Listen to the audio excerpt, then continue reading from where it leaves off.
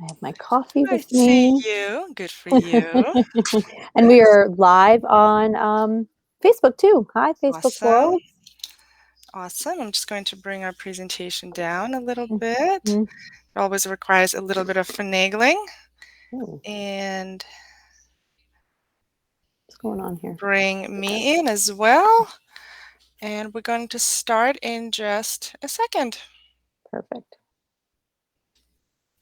Okay, I'm coming on. Yay!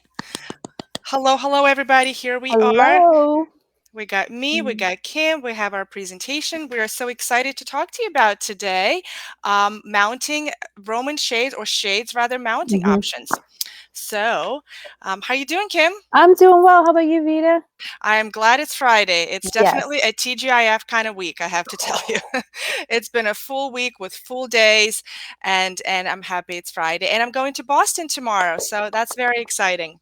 Yes. Fun city. All right, take it away. Okay, so before we start on the presentation or the project that I'm going to highlight today is actually one that we just did for decorated interiors for Campbell Minister. Hmm. And she was one of the designers that is going to be featured on this Saturday's episode of George to the Rescue. Oh, nice. So Awesome. yes, so it's really when Stephanie was putting together the slides for me, she's like, "Oh, let's do these that we just did for George." I was like, "That's perfect." And I'm like, the episode airs tomorrow How at fortuitous. exactly tomorrow at 7 o'clock. I believe it's on NBC, but I can I'll find out exactly where. Or you could always go to the George to the Rescue Instagram handle and check your local listings. So There it is. this is we did with George to the Rescue. You do one of the one of the sibling, the child who is sick, and then we also did their siblings' room. So Hmm. this particular room is the brother's room. So he, when kids are going or when a family is affected with cancer, and in this Hmm. case, both the daughter and the mother had cancer. So it takes a lot. It takes a lot. A lot of attention is Takes a being toll on the family. it takes a toll on the family. The child who's sick gets a lot of the attention, and the sibling who is healthy and whatnot, is always there. But it can be something where you don't. It's not that all the attention's on the other one, but in order for them not to feel neglected, they also did the brother's room. So he is a very big soccer fan. Nice. So you can't see it. It's all Manchester United. Oh, cool. Yeah, decals and stuff like that. So Campbell went with a really pretty Schumacher print. So everything, the fabric here was red and white, and because of where the desk was located and the beds were located in this space, we opted to put the Roman shades inside the window frame. Okay. So Yep. they're So inside mounted, yep. And the tricky thing with this was there I wasn't think that we have a much. close up too. Hmm. Yes, there wasn't that much mounting depth. So I think we probably had about an inch. So in order for them to sit flush, Hmm. there was the conversation of, we knew we wanted them on the inside based on the furniture placement. Hmm. So I said, okay, Kimball, I can get them on the inside. I can do a turned headrail, but we're going to have to do standard cord locks, and this will require us to have a cord. So let me stop you right there. Tell us what a turned headrail is. So normally, I actually have one here, coincidentally. So I Look have at a, you with props. yeah, I have a woven wood here with me today. So you see here, normally the headrail is like this. Yep. So it's flat. It's It's horizontal. it's flat. So it's like a one by, like it's a a 2 by 1 or Two whatever. by one. Yeah. So when we do it turned, you Hmm. turn it like this and you put it on the other, and then this way you can get it in with the smaller mounting depth. You put it on its head. Head, yeah, you flip it. Hmm. So by doing that, we got to sit the Roman shades inside mount and flush. So you can see they're not protruding out, they're not sticking out. It doesn't have to look awkward. It just sits there very nicely. Now the folds don't sit inside the window, but when it's down and it's flat, the shade is flush in the window. And so talk to us, Kim, about what turning of the headrail did to your lifting system, because nothing is ever perfect in this world, at No. least not in the world of window treatment. So when you gain one, you give up something else. Yes. So So it's a yin and yang. yes, so by doing that, we had to go to the standard cord lock system. So what that means is when you pull the shade up, the cord gets longer and you have to lock it into place, and it sits behind the shade. So we often say it's like high heels. We want the pretty, but the sometimes high heels can kind of be a little bit of a pain in the tush. So, you know, operating this, you have to make sure you get it at the right height. Locking it, it's not the easiest of mechanisms to always use, but Right. again, once you figure out how to use it, it is pretty easy. But in the beginning, it can get a little weird. Like, which side do I use to lock? Which side do I use to release? And the cord. So Right. And so really, Kim, what you're alluding here is that this basic cord-like mechanism is actually the smallest in its mhm, profile, and that's why it is the only one that can fit yes, onto a board that is essentially 1 inch in depth. yeah, Because you took the board that was 2 inch in depth, turned it on its head, and it became only 1 inch in depth. You cannot put any other lifting no, mechanism on a 1 inch board, but the cord lock. yeah, Now, the other mechanisms you could have done, or one could have done cordless, one could have done continuous loop cord. clutch. There's motorization, of course, the clutch, which is the continuous loop cord. But all of those mechanisms require deeper mounting depth in order to Hmm. attach that mechanism underneath of the board. So Yeah, that's what Kim is saying. The designer gained the ability to put the shades inside the window, right.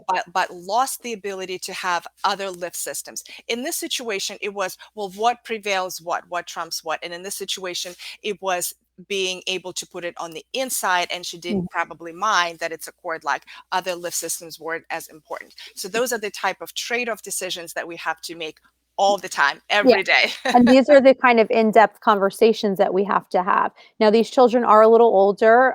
Sometimes with younger children, at least I'm finding that a lot of new parents aren't wanting anything with cords. Everything has to Yeah, be cordless. So then it becomes a deeper conversation. So, right. and just so you can see, this is where is it? Yeah, it's right here. So this is the mechanism, the locking mechanism. So you see how small it is, Yep. how it just fits right there on the board.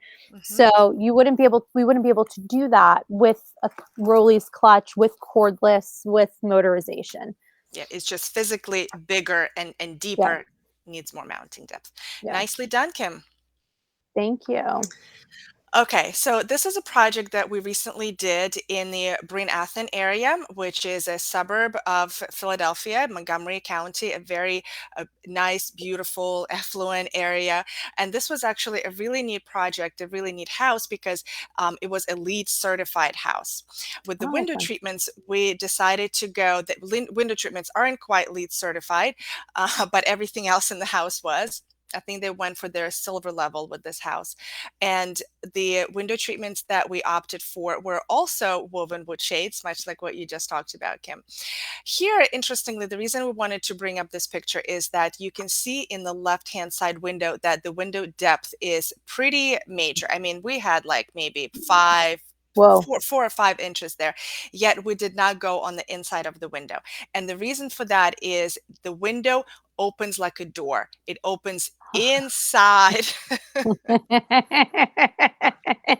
I know. I mean, architects, really, please, if anybody can listen to us, you give me a deep window, and then a window sill casing, and then you give me a window itself that opens like a door inside the room. Like, really, really, are you trying to really like tease me here? Are you trying to screw with me? Like, what are you trying? What are you doing to me? Oh, God. Yeah. So going on the inside of the window casing was not an option. No. So of course we had to take it up on the top of the window, and this is what's called an outside mounted Mhm. um, mounting installation. So actually, I'm going to give a little bit of a techie speak here. Mhm. We, it's called, the mounting options are inside mounted or outside mounted. Inside mounted sometimes is referred to or is abbreviated as IM. Mhm. The outside mount is abbreviated as OM, which makes sense. IM, inside mounted, OM, outside mounted. However, there's also another abbreviation that some of you may see, and you're like, why is this? It's abbreviated as IB and Mhm. OB. And you're like, oh my gosh, where's the B from? What does this mean? I wondered for a very, very Oh, long time. really? I did. Well, B B stands for bracket, Yeah, okay? So it's outside bracket or inside that bracket. bracket. Yeah. So there's two abbreviations that you will see as referring to mounting options, Mhm. IMIB or OMOB. Okay. So I also have a close up of this installation too.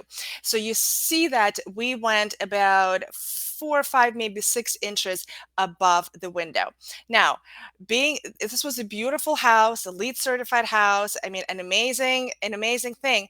But let me tell you, how often, Kim, would you not expect to have a header above the window, and especially with the window being that close to the crown molding? Yeah, Meaning like a piece of wood, yeah, like you would totally expect to drill into a piece yeah, of and wood just you're not worried about it. empty, Whoa, hollow, whoa. hollow and empty. And you guys, anybody who is listening thinking, oh, what's the big deal with the installation of window Mm-mm. treatments? You throw up a couple of brackets, ba ba boom, done. It's never that simple. It's never that easy. And especially if you're going into a hollow wall, and especially when you're trying to install a A shade big as shade like big as that. that one on the right. Exactly. So what should have been maybe a 2 to 3 hour install turned out into, I think, a 5 to 6 hour install, because every single bracket needed to go with some Reinforced. sort of molly or some kind of reinforcement Mhm. inside that drywall so that the whole thing doesn't fall down.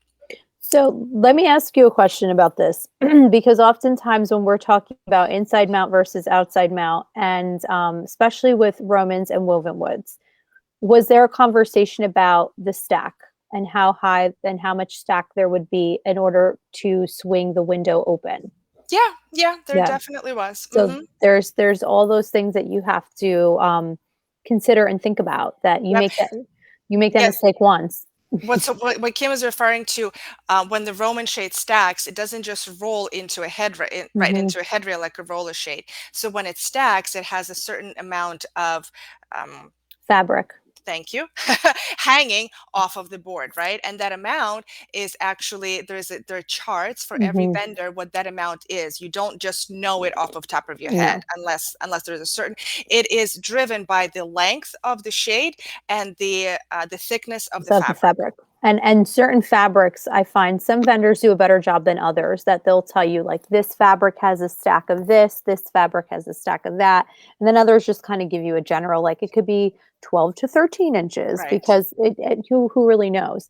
Right. Um, Oh, and there's a third thing, lining. If the yeah, shade is lined or unlined, or there's yeah. interline, like what kind of lining there is in the back. So when the window opens inside the room, and in order for it to clear the top, Hmm. you need to make sure to mount the shade high enough so that when it's all the way up, the window can just easily clear it. Yeah, we are working on a situation. The shades are being made, but we had a very similar situation where there's a closet door next, Mm, and the window butts like is maybe like an inch or two off of the door. So, okay. and the client wanted it outside mount just to kind of give the window height, and there really wasn't any inside mount. But then that was like a very big conversation of how high up are we mounting it, and are we doing a waterfall or a Yeah. classic style or a reverse mount, because of the fabric. If I go one way, the fabric, potentially the door can hit it if you're not pay if you forget, oh, let me pull my shade up before I open the closet door. So yeah, there's a lot of, All of these conversations have to take place yeah, for sure. So, good morning, ladies. Good morning, everybody who just joined us. yes. Just a quick commercial break here. You've joined us on a Mhm. Window Treatment Friday live. This is episode number, I think, 69. I said in Yes. the beginning. And Friday mornings at 9 a.m. is when Kim and I hang out here every Friday, and we banter about window treatments. We share the good, the bad, and the ugly, the experiences, the trials and tribulations. We combined have, I don't know, 20 or 30. Well, I have 16, you have 10 or 15, however many years of experience that turns out to be. We are both window treatment specialists in a different part of the country. I'm in Hmm. Philadelphia. Kim is in close to New York. And Hmm. every Friday morning, please join us here. Grab your favorite cup of coffee, pour some barista in there, and join us. Today I'm having a latte. Good for you. I'm not having my black coffee. Okay, so this is um, the other room that we did for George to the rescue. So unlike the other room previously where we had the windows inside or the Romans inside mounted, Campbell really wanted to give height to this room, as much height as possible, because this is an attic bedroom. And just like real quick, can we give Campbell a big shout out? Like she did an amazing job. So yay, Campbell and Yay, team. Kimball, good job. What this room looked like before is why it looked like an attic. And what it is now, she transformed the space and really gave this little girl a room that she could really grow into and whatnot. So yeah, definitely check out the episode George the Rescue tomorrow, 7 o'clock. Check your local listings for your channel. I'm gonna have to DVR it. I'm Luann and I we're gonna be at a wedding for an old employee, so I Oh, can't watch it live. amazing. So I'm going to DVR and watch it Sunday morning. That's how I will enjoy my coffee. But yeah, so for this one, Campbell really wanted to give as much height as possible because you could see with the angled ceilings that what's going on there.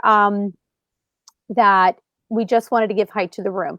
The other thing too is the way the molding. This is an older home, so that the way the molding was done in this window, there was no inside mount. There as much as like I we didn't have not a think five we may eighths of have an a inch. close up. Yes, we Yeah, do. so there was no way to. This is actually the stairs leading up to her bedroom. We did both windows on either side of the house, but this Okay. is Do you want me to go back? nope, but it's the same exact window, same exact scenario. I didn't want everybody to be like, wait a minute, what happened to the art? Um, so we opted to go outside mount, and then we went up as high as we possibly could to give the window height. Now for this one, we went with the clutch control, so that this way, if we went with cordless, you would only be able to get the shade up as high as your arm could reach. But since these were a little taller, and this one's on stairs, Hmm. especially for this one, we went for the clutch so that this way it's easier to operate from the bottom of the shade. Nice. Nice. Yes. Very, very nice. Oh, Okay. love these. I love me a good arch I Roman. know, right? So I wanted to show to you guys so far, we've been showing you the straight mounting boards, and here we can also do arches as well. Mhm. Now, whenever you do an arch, the arch part of the shade stays stationary. It doesn't actually move. No. What happens is there's a board that goes around the perimeter of the arch, and then there's a board that goes across. Okay, so this whole thing, it's like if you think of like an arch cornice that essentially was made out of the board and then covered in fabric. And the mechanism, the lift mechanism goes on the flat board, okay, the horizontal board, Mhm. and it's only the rectangular part of the shade that actually operates. Now here we had a lot of these were doors. They swing out, thank God. Okay, good. Every time I see a door, I'm like, "Ugh, Uh-huh. okay." I know. Doors are tough. Doors are tough. We did do an episode on how to treat doors, so we may have to do another one. I Definitely, think we'll have to do another I one. think another one is coming up. Oh, awesome. I'm gonna look up our schedule, but yeah, I think Amazing. Okay, yeah, while I talk yeah. about this. Okay, and so this was done for Anita Householder of house edits, actually for her personal home. This was just installed a couple of weeks ago, maybe even a week ago. And let me tell you, this was a challenge actually. Anytime you do an arch, you need to Mhm. do a template, of course. Mhm. And something really, really bizarre happened here, Kim. So Tell Beata me. went out to the site. She did the arch. It was fine. She came back. Usually we use like construction paper or shipping paper, that brown kind of Yeah, paper. the paper that like you would use to like protect. We use the one they use to protect your floors in construction, like a Right, big right. roll. Yeah, Exactly right, and that's a really thick type of paper. So if you need something thick, you can do yeah. that. Sometimes we use something thinner, which is like something that you may wrap a shipment Present. in, or Yeah. like a present. If you wanted to go for that for that kind of look, like the minimalistic look. So anyway, so she did the template. Everything was fine. We created the cornices, and then we usually take those cornices back to the customer to what we call the dry fit, Mm-hmm. and um, so she brought the cornices back and they didn't fit. We're like, oh crap, what happened? So it's really hard to, anyway, we're like, okay, we're really glad that we brought it in. It Mm-hmm. didn't fit. Let's see how we can make adjustments. So she made another another template essentially. She added more construction. It was the cornices were smaller than the arch itself, so Mhm. she ended up adding more construction paper. So we brought it back here. We created new cornices. We didn't take those back. We're like, well, surely they have to fit. So we made the shades. We took them for the installation. They don't fit. Okay. Like, oh my God, like what is happening? So the installer sends us a video and some pictures so we can see exactly where it doesn't fit, which is Mhm. exactly where Beata added the construction paper. So there's like one big mystery about why that was Mm. happening. But we could see from the pictures that it was, and installer measured too, that it was about 1 inch to 1.5 inches or so in the top that didn't fit, and we could see exactly where it was fitting. So we ended up bringing the shades back, and what the installer, what he did, he created another template for us. Mhm. So we lay down Beata's template, her second template. We lay down Tom's template, our Mhm. installer's template. They were near perfect to each other. They were near identical. Why one fit and the other one didn't What? remained to be a mystery. Exactly. To this day, we don't know. We just went by pictures. We went by empirical evidence. I'm telling you guys, sometimes you can be in the window treatments for many, many years, and still to this day, we're like, all of us, the installer, Beata and myself, were like, we have no idea, but we know that it doesn't fit. We know that we need to add the inch. We added the inch, we reworked it, sent the installer back in the same day, and he was able to fit it in, and they look perfect. The That's mystery of the wild. template remains. We don't know. They were wacky. Sometimes it happens. Those are the challenges that we Yeah. often have to deal with in this window treatment business. But nonetheless, these look beautiful. Anita was super happy. I have a video just to kind of Nice. show you what kind of what they look like a little bit close up. We usually, when Tom finishes installing, we usually ask him to take pictures and take videos for us so that we can use it for these very purposes. Yes. Now I have a question for you because oftentimes when we are doing arches, we Billy will often ask me like, what kind of fabric are we using? Is it something that's going to be a little bit more sheer? Is it something that how transparent is it going to be? Because Mhm. that part where the board that we have to essentially install to put the mechanism, This one. we will try to line it up with some type of emulsion so that That's a really good idea. that Very smart. way you're not seeing like this random line Mhm. somewhere. Like if possible, we try to line it up to something so that that way it's not a random strip going across. That's a great idea. I'll have to remember that next time we Yeah. do an arched sheer shade. Yeah. Now, and then we had one designer that asked us if we could do it without the cross member. She wanted to do like a true sheer, and Mhm. her client had a big arch window in their bathroom, and my workroom was able to do it, but we told her it's going to be a little old school where when you pull it up, it's Oh, the yeah. cord and cleat where you have Yeah, to right, wrap it, right. and we're like, it's total disclaimer, it's a pain. You're not lifting and lowering this. And she's like, I don't see my client Yeah, lifting and lowering this shade every day. It's just more of the effect of yeah. having the Roman there.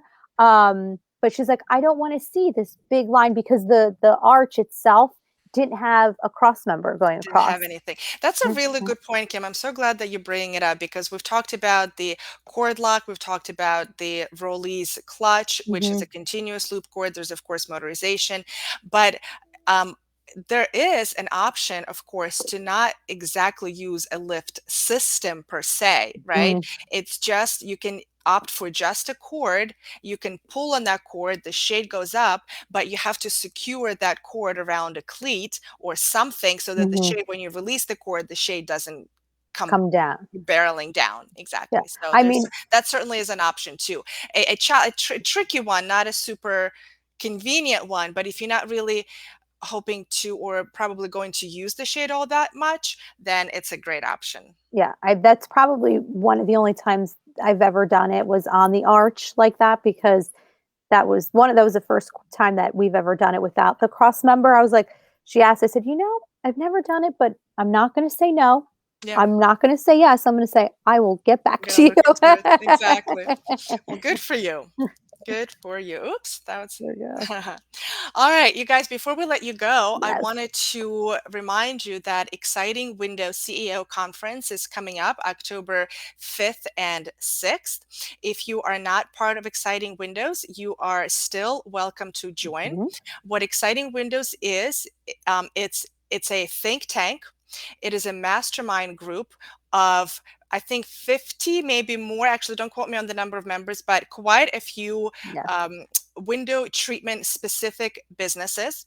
So if you've been looking for your tribe, if you've been looking for people to mastermind with, if you have been looking for to talk to people about building a better business with better profits, Exciting Windows is that kind of organization. Of course, Luann and Vin are now the co-owners of this Mhm. organization, and every year they have a conference, a CEO conference, of half of which they open up to potential new members. You may decide to join or you may not, but you're welcome to be there live and in person and join and see what the conference looks and feels like.